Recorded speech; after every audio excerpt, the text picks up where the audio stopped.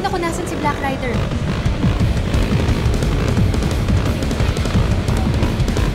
Malapit lang ang last known location niya.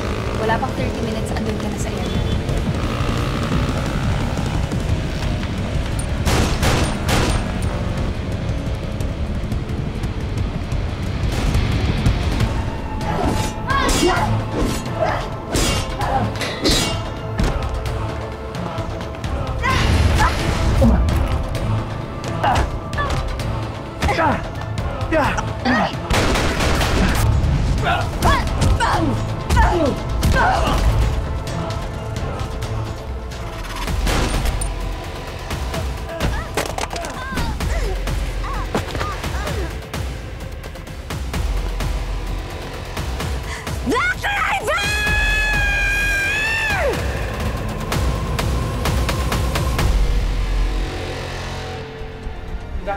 Piko na ako sa'yo. Ang bagay sa'yo. Ano? Oh my God! Ang sakit naman! Ang sakit! Ang sakit! Talagang hindi ko tawag na! Bubugbog. Tama na! Gaganti ako sa kanya. So, anong gusto mong gawin natin ngayon, Ma? Ipakukulong siya. At sisiguraduhin ko, mabubulok siya sa kulungan.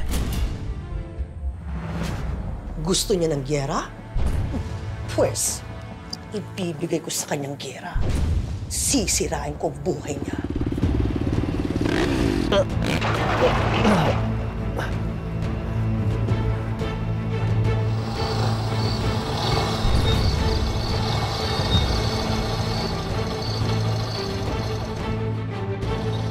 Elias!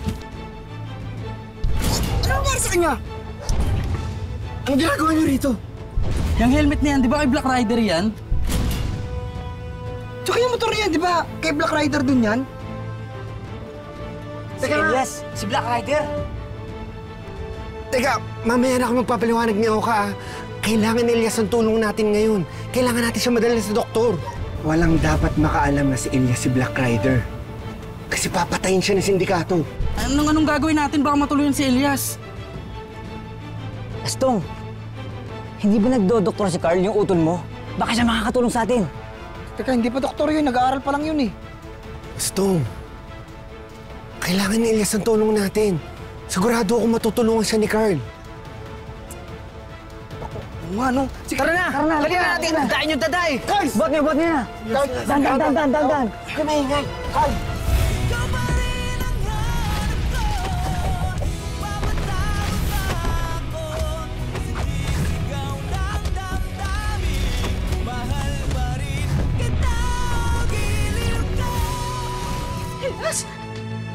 Elias! Diyos ka, anak! Anak, anong nangyari sa'yo? Diyos ko, paano? Andito na nanay. Elias! Lumaban ka, anak! Lumaban ka!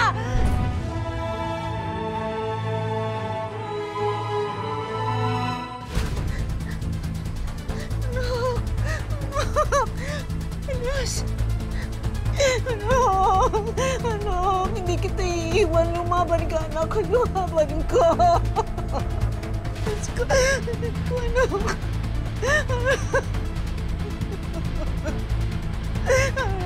Ano nangyari sa'yo? Lumaban ka. Aling Alma. Aling Alma, sige, kami na po bahala sa kanya. Sa baba na lang po kayo maghintay. Sige po, huwag po kayo mag-alala. Kami na pang bahala.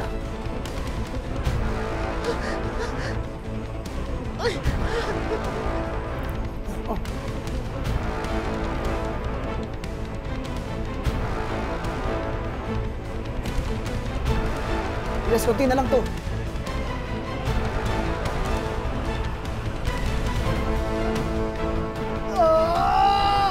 Istang ka. Istang ka, Elias. Kaya mo yan. Istang ka. Istang ka, Elias. Kaya mo yan.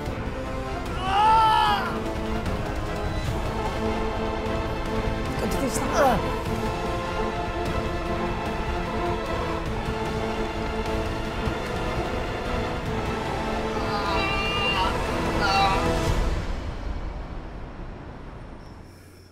Reset. Nasa kamay ko na si Black Rider, nakawala pa. Kaligtas pa. Huwag ka mag-alala, ate. Marami ka pang pagkakataon. Magpagaling ka lang muna para sa susunod na laban, mapapabagsak mo na siya.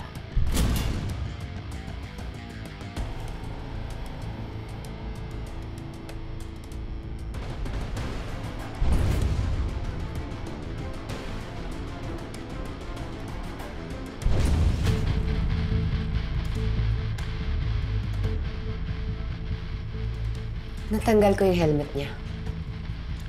Nakita ko na siya pero hindi ko matandaan kung saan. Yun lang pala yung kaya mo, Black Rider?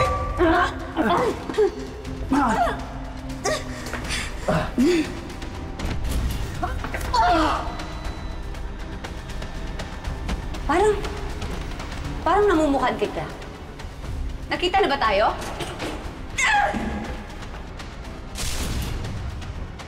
Pamilyar sa akin ang mukha ng Black Rider na yan.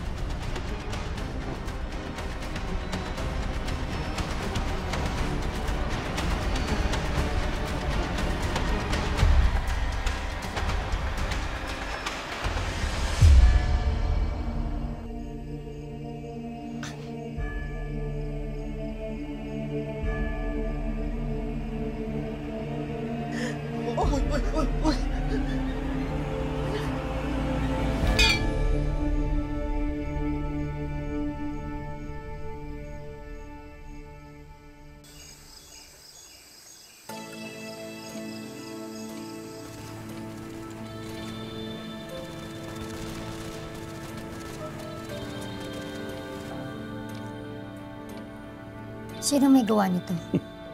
Sino pa? Si Calvin ang tumira niyan.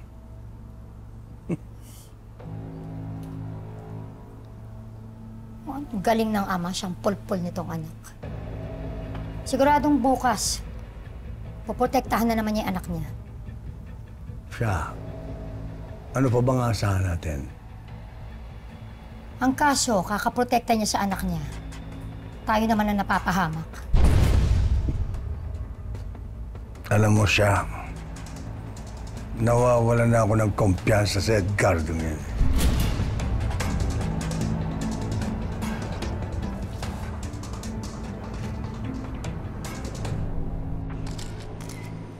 Kinalulungkot ko ang balitang pagtatake sa pamilyang Uy kagabi. Sa mga hindi nakakala,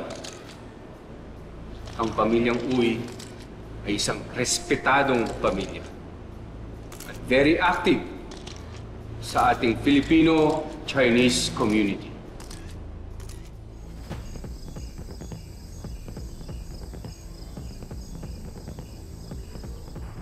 Kaya nga, inuusap ko ang ating kapulisan na i-prioritize ang kaso na ito para mahuli ang mga suspect.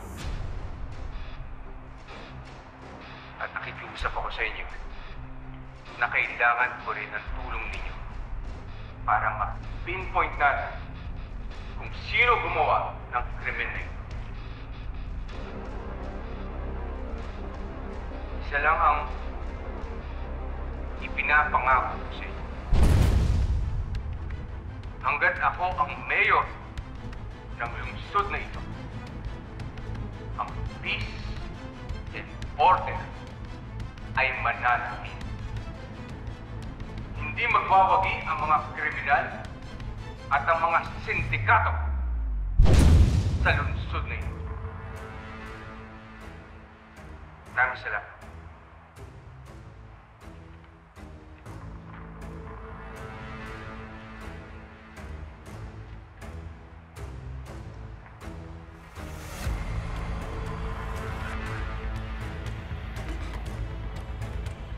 Salamat sa inyo.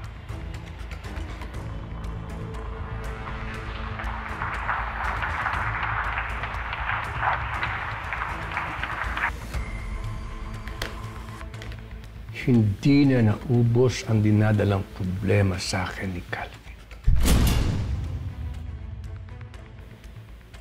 Hindi ko na alam kung saan ako nagkamali. Tawagin mo si General Policarpio. Sabihin mo, linisin niya to bago pa lumaki. Yes, senyor. Pero may isa pang problema. Yung pamilya at itong babaeng dinali nila Calvin, si Joanne Uy, girlfriend pala ng anak ni General.